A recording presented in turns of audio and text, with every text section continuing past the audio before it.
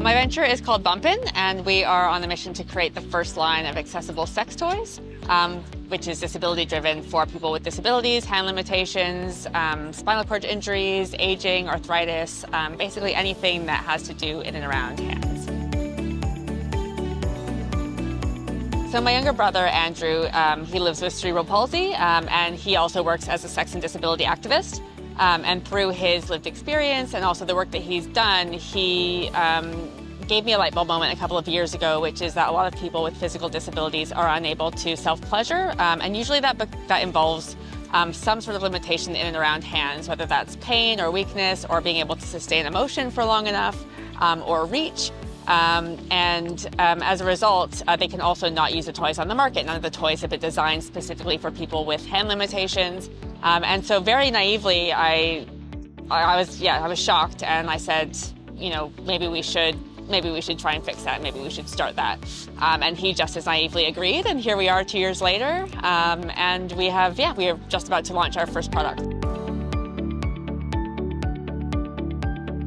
Getting this product to market, and it has been a journey, and I say we were a bit naive in sort of taking on this challenge because neither one of us had ever heard the adage, which is now, I guess, quite familiar in startup land, which is hardware is hard, and it is. It's expensive, and it's expensive at the upfront. But we have persevered, and we have launched pre-sales for the Bumpn joystick, which is our first product off the rank, and we are shipping anticipated in September. Well, we're a small startup, but we have very big dreams. World domination obviously factors into that. But we see that disability is a huge spectrum, sexual preference is a huge spectrum, and to think that you're going to fix everybody's needs ability-wise as well as sexual preference-wise with one device is not really realistic. So our ambition is to really have a full range of sex toys that leans into different disabilities and different needs, that people can sort of pick and mix what's going to work best for them based on their disability or level of ability, and also based on their sexual preference, what they're into, so that they can sort of have access to things that the rest of us take for granted.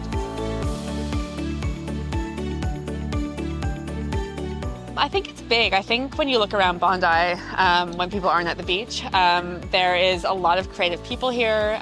There's also a lot of passion here, and I think there's a lot of drive and people who are looking for maybe a bigger purpose than just themselves. And so I think there is a lot of people doing really interesting things and who are innovating in their own space, who are starting to look at, well, what can I do beyond kind of being tied to the man or a workplace that maybe I'm not happy in. And I think the pandemic, as it has in a lot of the rest of the world, has probably really spurred that on as well. Yeah, I think first and foremost, we need to bring people together. So I think there are a lot of creative people here, but I think unless you dig beyond the surface or really start talking to people, you don't actually know. I've been in startup world here for over 2 years, and I know that there are people doing really interesting things, but I actually don't necessarily know who they are, and there doesn't really seem to be a collective or somewhere that we can come together and learn from each other and share our experience. It seems like a lot of those forums you have to go into the city or you have to kind of go outside of the bubble. And who wants to leave the bubble?